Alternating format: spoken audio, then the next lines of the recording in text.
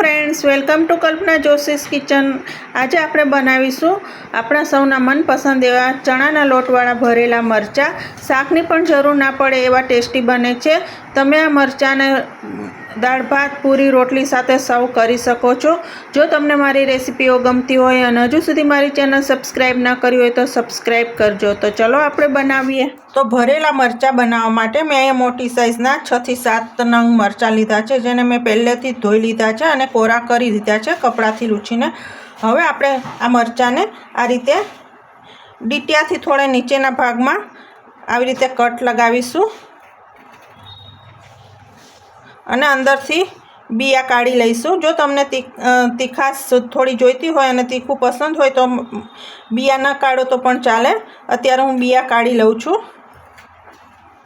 જેથી સ્ટફિંગ ભરવામાં આપણને સરળતા રહે. તો આ રીતે આપણે બિયા કાઢી લઈએ અને આ રીતે બધા જ મરચાં કાપીને તૈયાર કરી દઈએ. આ રીતે બધા જ મરચાંમાંથી મેં બિયા કાઢી લીધા છે. હવે આપણે આગળની પ્રોસેસ કરીએ. તો મરચાંનું સ્ટફિંગ બનાવીશું. તો એના માટે મેં પેન ગરમ કરવા મૂકી દીધું છે. હવે એમાં આપણે અડધો કપ ચણાનો લોટ લઈશું અને આપણે તેલ કંઈ મૂક્યા વગર ડ્રાય રોસ્ટ કરી લેવાનો છે. કોરો જ શેકી લેવાનો છે. જ્યાં સુધી સુગંધ ના આવે ત્યાં સુધી એકદમ ધીમા તાપે સતત હલાવતા રહી અને શેકી લેવાનો છે. તો આ રીતે આપણે સતત હલાવતા રહી અને શેકી લઈએ.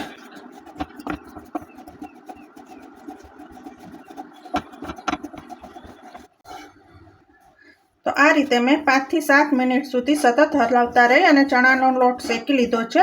હવે સરસ સુગંધ આવવા માંડી છે. તો હવે આપણો ચણાનો લોટ સરસ શેકાઈ ગયો છે. તો ગેસ બંધ કરી દઈએ અને પ્લેટમાં લઈ લઈએ અને આગળની પ્રોસેસ કરીએ. ચણાનો લોટ પ્લેટમાં લઈ લીધો છે જે આપણે શેક્યો એ. હવે એમાં આપણે આગળની સામગ્રી ઉમેરીએ. 2 ટેબલસ્પૂન શેકેલા સિંગદાણાનો અધકચરો ભૂકો કરેલો છે એ લઈએ. 1 ટેબલસ્પૂન શેકેલા તલ છે એનો પણ મેં અધકચરો ભૂકો કરેલો છે એ લઈએ. સ્વાદ પ્રમાણે મીઠું લઈએ. અડધી ટીસ્પૂન હળદર, 1/2 ટીસ્પૂન લાલ મરચું પાવડર લઈશું. તમે તમારા તીખાશ પ્રમાણે લઈ શકો છો, ટેસ્ટ પ્રમાણે. અડધો ટેબલસ્પૂન ધાણા જીરું પાવડર લઈશું. આમાં ધાણા જીરુંનો સ્વાદ થોડો સારો લાગે છે, આગળ પડતું હોય છે તો.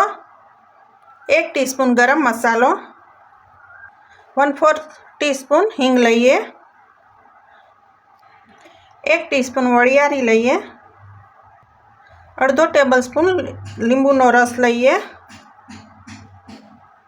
અડધો ટેબલસ્પૂન ગોળ લઈએ. તમે ગોળની જગ્યાએ ખાંડ પણ લઈ શકો છો.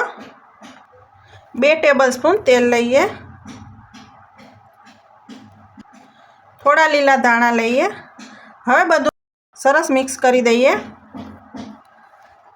આ મસાલાનો ઉપયોગ તમે કોઈ પણ ભરેલા શાકમાં કરી શકો છો અને ફ્રીજમાં સ્ટોર પણ કરી શકો છો.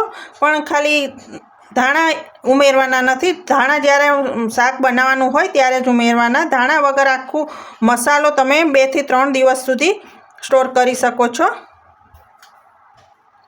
આ સ્ટેજ પર મસાલો ટેસ્ટ કરી લેવાનો. કંઈ ઓછું હોય તો નાખી શકાય છે. તો મરચાંમાં ભરવા માટેનું સ્ટફિંગ મસાલો તૈયાર છે. તો આપણે મરચાં ભરી દઈએ આ રીતે. આ રીતે થોડા દબાવીને મસાલો ભરવાનો છે, જેથી મસાલાનો સ્વાદ સરસ આવે. આવી રીતે દબાવીને મસાલો ભરવાનો છે અને થોડું આપણે અધૂરું રાખીશું, કારણ કે આપણે જ્યારે વઘારીશું ત્યારે અંદરથી જે સ્ટફિંગ છે એ બહાર નીકળી ન જાય અને બળી ન જાય, માટે આપણે આટલું થોડું અધૂરું રાખીશું. તો આ રીતે બધા જ મરચાં આપણે ભરી દઈએ. આ રીતે બધા મરચાં ભરી દીધા છે અને મસાલો પણ એકદમ પરફેક્ટ થયો છે, નથી ખૂટ્યો કે નથી વધ્યો. તો હવે આપણે આ મરચાંને સ્ટીમ કરવાના છે. તો આ રીતે મેં બધા જ મરચાં ભરીને તૈયાર કરી દીધા છે. હવે આપણે સ્ટીમ કરીશું. તો એના માટે મેં સ્ટીમર પણ ગરમ કરવા મૂકી દીધું છે. તો આપણે મરચાં અંદર મૂકી દઈએ. તો સ્ટીમરમાં આપણું સરસ પાણી ગરમ થઈ ગયું છે. તો હવે આપણે અંદર મરચાં મૂકી દઈએ. એક એક કરીને આ રીતે મરચાં મૂકી દઈએ.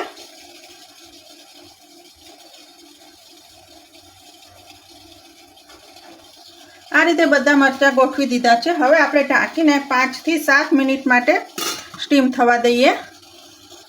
ગેસની ફ્લેમ મીડિયમ રાખીશું. 5 થી 7 મિનિટ થઈ ગઈ છે. આપણે ચેક કરી લઈએ. તો તમે જોઈ શકો છો મરચાંનો કલર બદલાઈ ગયો છે અને આવી રીતે ચપ્પુ નાખીને જોઈશું તો સરસ કૂક થઈ ગયા છે. તો હવે આપણે ગેસ બંધ કરી દઈએ અને હવે આપણે વઘાર કરી દઈએ. તો હવે આપણે મરચાં વઘારી દઈએ. તેના માટે મેં પેન ગરમ કરવા મૂકી દીધું છે. હવે એમાં 2 ટેબલસ્પૂન તેલ લઈએ. તેલ ગરમ થઈ ગયું છે તો એમાં હવે અડધી ટીસ્પૂન રાઈ લઈએ, અડધી ટીસ્પૂન જીરું લઈએ. હવે આપણે જે મરચાં ભરીને સ્ટીમ કર્યા છે એ વઘારી દઈએ.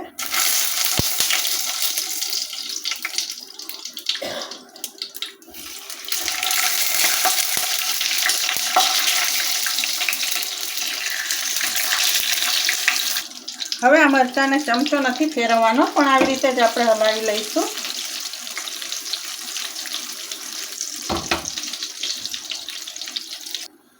તો આપણા ભરેલા મરચાં સરસ થઈ ગયા છે. તો ગેસ બંધ કરી દઈએ. તો હવે આપણે સર્વ કરી દઈએ. તો ફ્રેન્ડ્સ, તૈયાર છે ભરેલા મરચાં, જે ખૂબ જ ટેસ્ટી બને છે. અને આ મરચાં દાળ ભાત સાથે, કઢી ખીચડી સાથે, પૂરી પરોઠા સાથે ખૂબ જ સરસ લાગે છે. તો તમે પણ આ રીતે જરૂર બનાવજો. અને જો તમને મારી આજની રેસીપી પસંદ આવે તો લાઈક કરી અને મારી ચેનલને સબસ્ક્રાઈબ કરજો. Thank you.